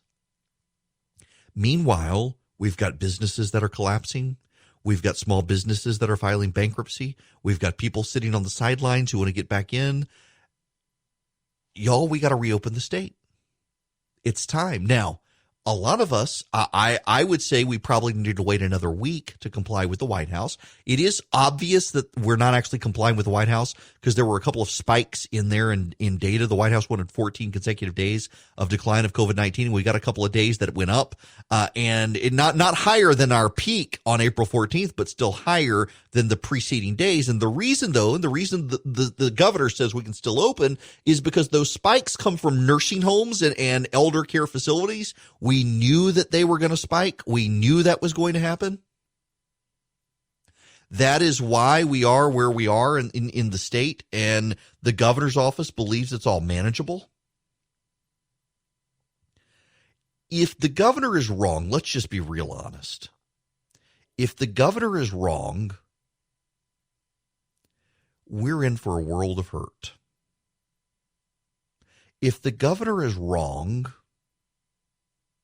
then we're in a situation where the virus is going to spread again, and we may have to go back into a lockdown. And I don't know that there's a will to go into a lockdown. I don't know that there is. If the governor is right, though, he's charting a course forward for us to get back to an economy that is roaring, because the Georgia economy was roaring before this virus hit. I mean, we had the record low unemployment in the state of Georgia, and he's trying to get us back to that. I don't know whether or not he'll be able to. I don't know whether the virus will spread again. I got to tell you, I was in Publix yesterday. And I don't mean to stereotype anyone, but I'm just going to describe for you the guy. Older, overweight man wearing a Confederate flag ball cap, going the opposite direction in the aisles from the way, if you go to a Publix now, you can go up an aisle and down another aisle. They've got a pattern to go up and down aisles now. They've got signage on the floors and now hanging up on the aisle saying, don't come this way. You got to go the other way. Keep everybody flowing in the same direction. Now, half the people are ignoring it. This guy is walking down through the beer aisle, wearing his Confederate flag ball cap, looking at anyone who's wearing a mask, and almost everyone is wearing a mask, and he is visibly incensed and telling people that they are overplaying this, that it's no big deal. I mean, he doesn't even know the people, and he's telling them it's no big deal. Or consider the woman I saw on Bass Road here in Macon who was eating a Dairy Queen ice cream cone while texting and driving and had her mask pulled down below her chin. These are potential Darwin Award-winning recipients. And it is people like this who are going to spread the virus again if it gets out of control. It's not going to be the governor. The governor's out there telling everybody you need to be responsible. Still shelter in place. Remember, we're still under a shelter-in-place order in Georgia. So if you're not going to the grocery store or going to get your hair cut, you got to go home. You can't go hang out anywhere. But there are people who have long thought this was all overstated, who don't think it's a big deal, who some of them think they've already got it because they got sick in November or December. They said, oh, yeah, I felt bad and had a headache. Must have been the virus. So I'm immune now, so I can go out. They're the ones who are going to spread the virus again. And that's not going to blow up on them. That's going to blow up on the governor unless people do what they're supposed to do. Be careful when you go out there. That's the bottom line issue here. Be careful when you go out there. Wear a face mask still. I know it sounds goofy, but wear a face mask when you go out there. If you can find them. And just be safe. That's all. Just be smart. Wash your hands still. Avoid crowds. Don't let people cough on you. And perhaps we can reopen the state. It's one thing for the governor to say, let's go. It is a whole other thing completely to get everyone on the same page on how to do it. The phone number here, if you want to be a part of the program, 877-97-ERIC, 877-973-7425. Tom, up in Gainesville, you're going to be first today. Welcome. Good morning, Eric. I hope you and yours are doing well, and all the people there at the show doing this Absolutely. Good Thank public you. service for us. Thanks. Before I get to my point, RT.live shows all but 8 states less than 1.0 this morning. Yeah. Okay. Now my point, just for you. And it's real hard to get onto that website for some reason. Anyway, you just can't go there. You have to link it from somebody else who's talking about it. But that's been my experience. Maybe I'm just stupid. When you went on your shopping safari, and I get it, and I've done it too. Maybe not six stores in one day, so then you can go back and clean up and cover up and disinfect everything and not have to do that again for a while. I get all that, but is that a mini spreading expedition that presents a real dilemma? I'm not getting upset with you. I'm just asking the question.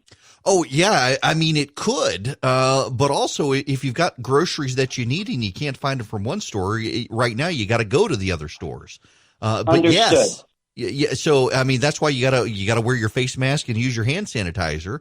And I think most people are, but I mean, this is part of the problem. We've been trying to order most of our stuff from home. Like, for example, all of our paper products, I've just been ordering them online when I can find them from Amazon or Walmart. So to avoid that.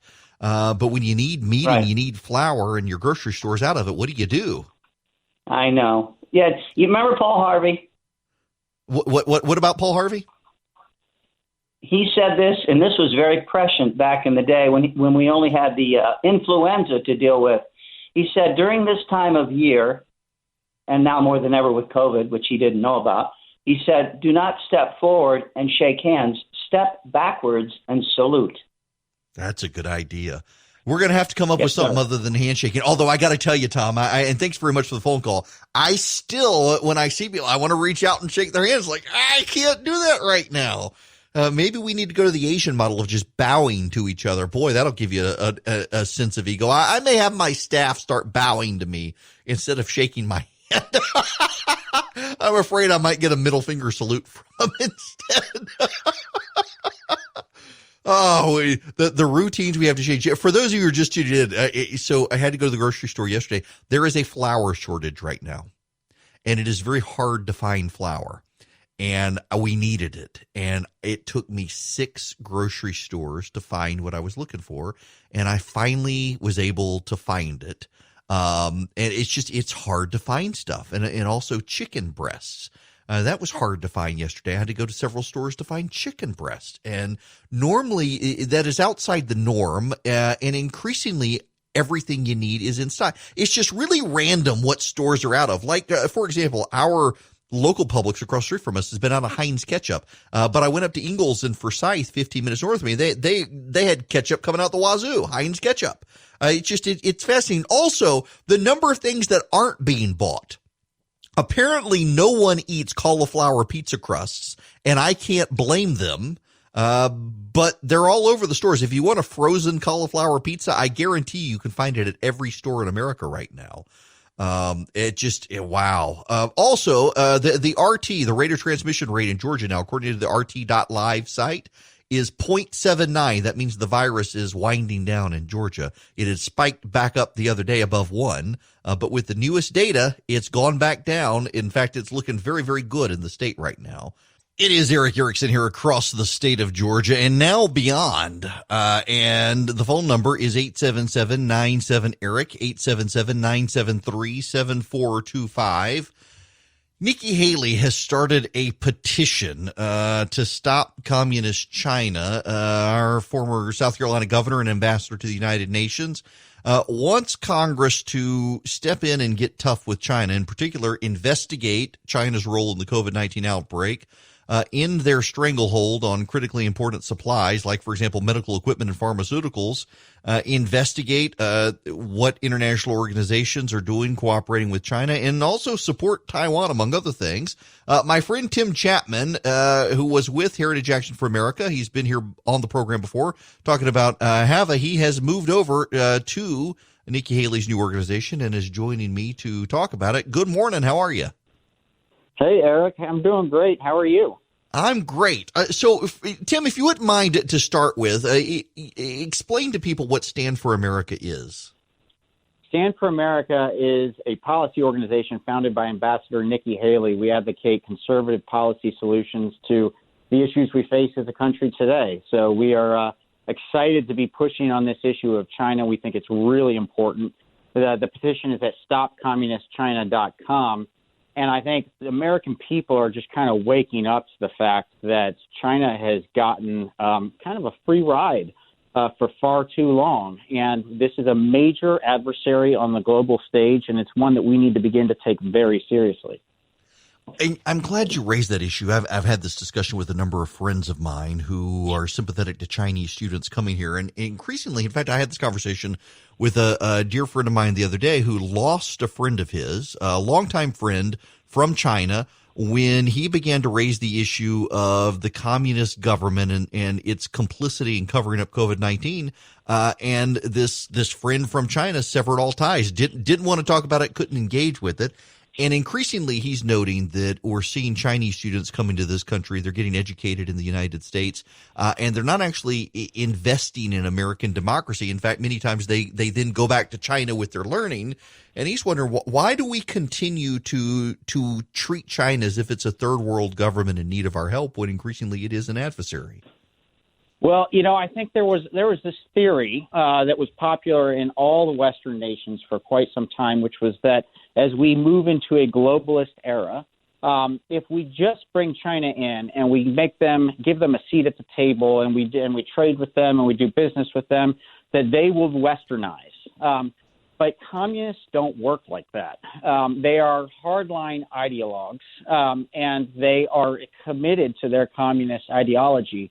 And as a consequence of that, they've reaped all the benefits of globalization, but have used those benefits to prop up this regime, and to do so at the expense of their people, and at the expense of freedom-loving nations around this world. So, I think it's changing, and I think it's changing fast. I think that these issues existed before coronavirus. But they now have come to light in a way that nobody can ignore. And if you look at the polls now, it's around 75% of the country thinks that we need to take drastic action on this issue. So we're continuing to ask people to help us in this petition. It's, at stopcommunistchina.com. We have over 130,000 people who have signed this in 4 days. And so we're blowing through our numbers, and we want to take these petitions. We want to go to Congress. I think there's a time that Congress is going to be working on this. We've been talking to people in the administration who are looking at July as a time frame to address this issue. And so we want to be a part of that conversation.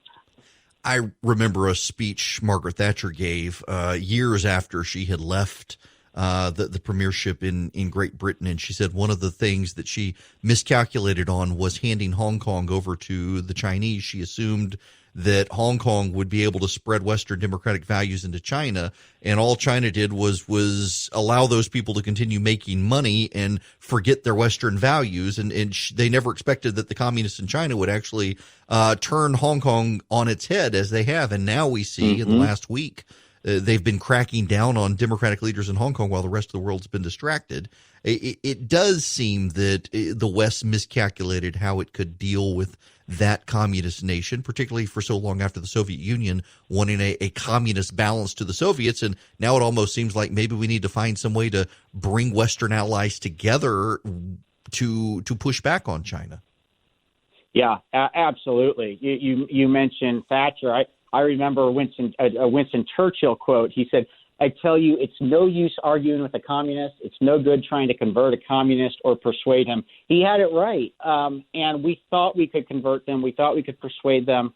But again, their commitment to that ideology is strong and is not going anywhere. And so I think that the only way you convert and persuade them or undermine that communist regime is to have Western democracies begin to unite and to begin to trade with one another, and not try to and not be in a situation where we are so dependent on China for so much of our supply chain and so much of our manufacturing.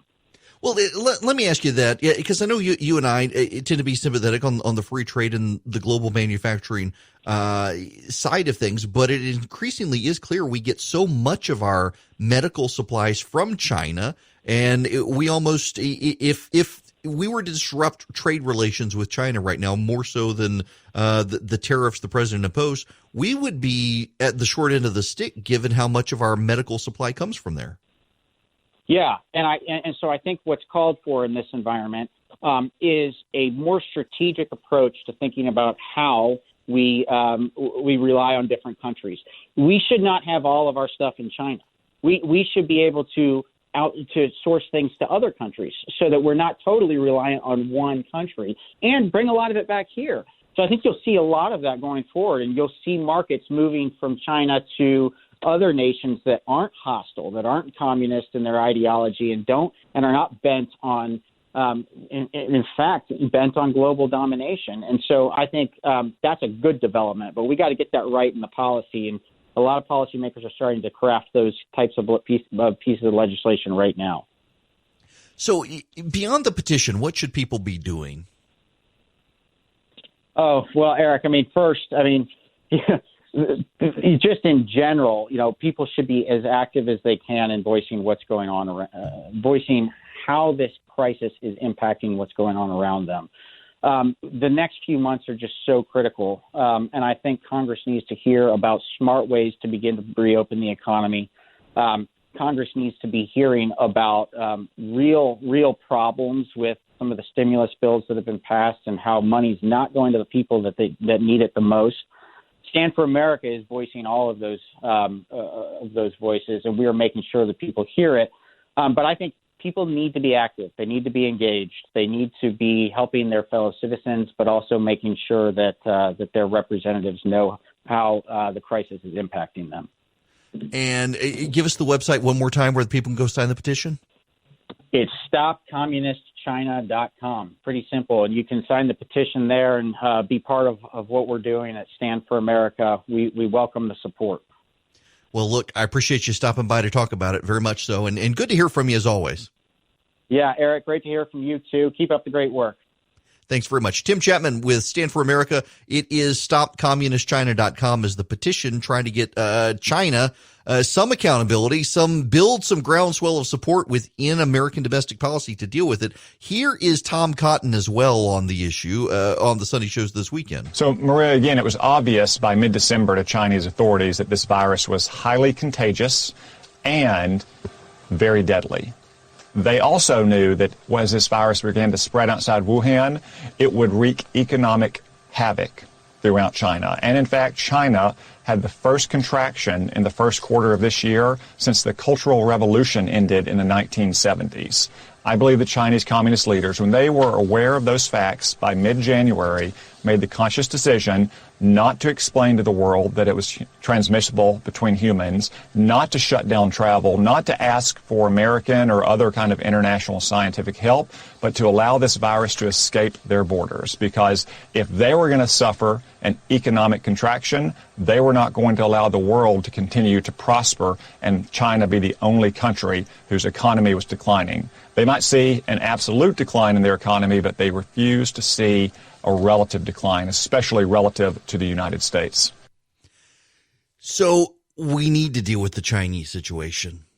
And, there have been these Confucius Institutes around the country and colleges and universities that were designed to foster collaboration between China and the United States. And we now know Marco Rubio actually led an investigation in the Senate on these. They're essentially Chinese propaganda outfits.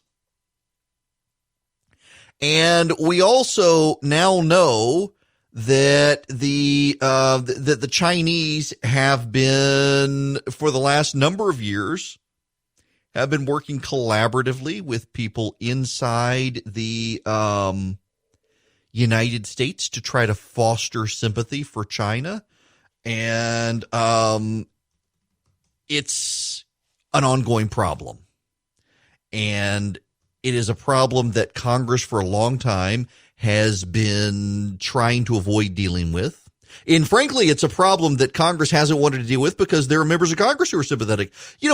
I've been writing now for probably about 4 years. 4 years that there are elite opinion makers in this country at the New York Times, the Washington Post, on TV, on CNN, and in Congress who believe, and they don't want to really say it, some of them will. Tom Friedman of the New York Times is one of the ones who's very pro-China. But they believe that the American era is on the decline It is now time for the rise of China. And they don't want to come up with policy prescriptions that could head that off. They don't want to block people. What they want to do is they want to essentially begin to accommodate it.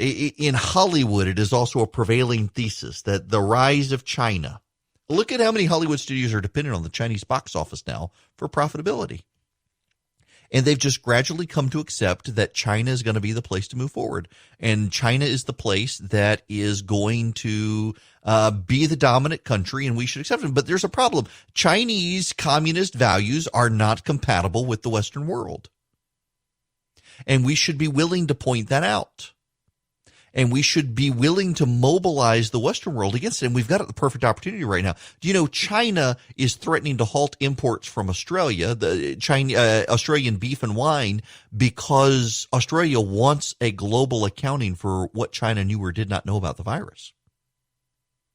The British have decided to stop Huawei from building out 5G infrastructure in Britain because of COVID-19. It seems like now is the time for Western powers to make a concerted, combined effort against China on the World Trade Organization, the UN, and elsewhere, and win where we can. Because the Chinese are only going to become more and more dominant, and we need to have a plan to combat them, and we don't right now. We need one. Let's go back to the phones. Donna is calling from Clarksville. Donna, thanks for being patient with me. How are you? That's all right. I agree with you. I don't think we should be sleeping with China either. Yeah. But I had a question about the masks. Everybody wants to open up. We're relieved. I think a lot of people are tired of sheltering in place. But I know quite a few people who can't get a hold of the masks that they need. And I was wondering if there's any store or any place out there that is trying to accommodate people as far as that kind of protective gear goes. I mean, I know people who don't have the internet, and even maybe there's some elderly shut-in types who don't even have credit cards. If they had the internet, they would have a hard time getting what they need. Do you have any, is there any place that would be able to provide those that you know of? There was an article in, I think it was the Atlanta Journal-Constitution, but please don't hold me to that. But there was an article about local drugstores, not your chains, not CVS and Walgreens, but local drugstores in areas tend to be far more accommodating and have paint stores as well because of painters' masks. Those tend to be easier to access than the Walgreens and the CVS's. They have them, but they sell out very fast because people come in, they know them. But if you have a local pharmacy that's associated with a hospital or just a local mom and pop shop pharmacy, they tend to have better supplies of masks. And then local hardware store, not the chain hardware stores other than Ace, but the Aces and the local paint shops tend to have the N95 masks more readily in stock than the big chains. That's kind of one of the interesting things here, Donna, is that from the reporting I read, it's the mom and pop shops that are actually doing better in this because people actually think of going to the chains first and buy them out. So it's the mom and pop shops that are sustaining them more. And then there have been in networks around the state volunteers. My wife has been one who's been making cloth masks that aren't quite as effective, but still pretty good at this. But they're hard to find. I finally got some on Amazon yesterday, and I've been looking for months for them.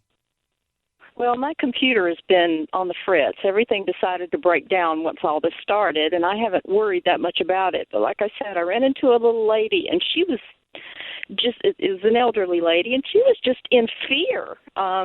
She had to go out to pick up medication, but she was like, well, I don't even know where to find them. I don't have the internet, and there's no one who can help me. And my heart went out to her, and I thought, well, okay, I'll ask and see if anybody knows anything. But, there's a segment of the population who don't have access to all these modern things, and like I said, there are people who don't even have credit cards, who couldn't buy off of the internet, even if they have the internet. And the mask situation to me is just one of those things where everyone's being encouraged to do it, and yet the access to the means to do it isn't available for everyone. Yeah.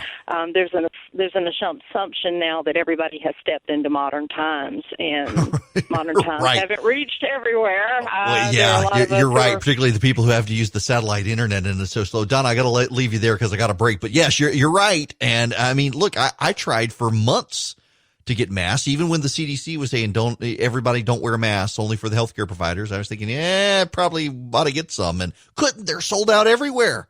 And now they're starting to come back in stock at Amazon. But again, people don't have it. The mom and pop shops tend to be the best, according to the newspaper. It is Eric Erickson here. The phone number, 877-97-ERIC, 877-973-7425.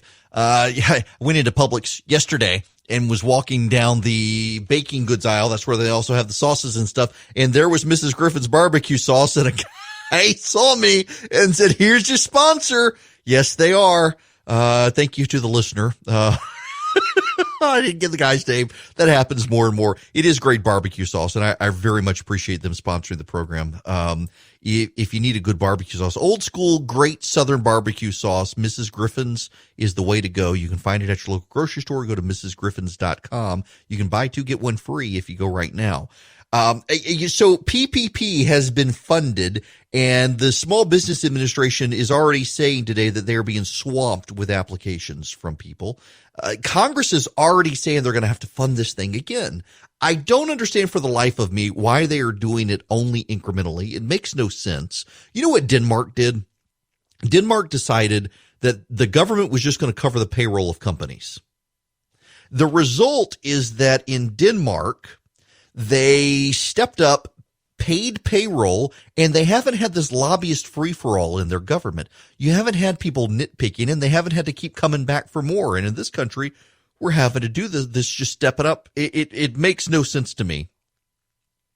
And then you're having big companies that are being shamed because the small companies can't get in. Banks are picking winners and losers. It's one reason I keep recommending people go to First Liberty Building and Loan in Noonan, because they're not picking winners and losers. They're trying to help everybody. They've been overwhelmed. I've heard they've gotten tons of people in. In fact, if you need a PPP plan, I highly recommend First Liberty Building and Loan. They're friends of mine, the Frost family. Some of you know them. They're active in politics. They're a good Christian family here in the state. They live in Noonan, and their website is firstlibertyga.com. If you go to their website, firstlibertyga.com, there's a box that says apply now.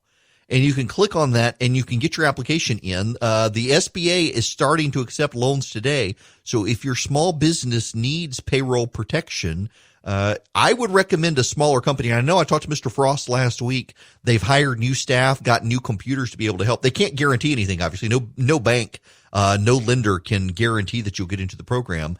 But they bought new computers, hired additional staff to handle the paperwork, and they're ready.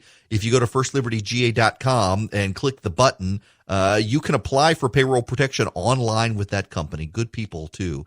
But man, Congress needs to get a grip on this instead of doing this incremental funding every 2 weeks when it runs out of money. They're not really assessing the problem well, but that's Congress.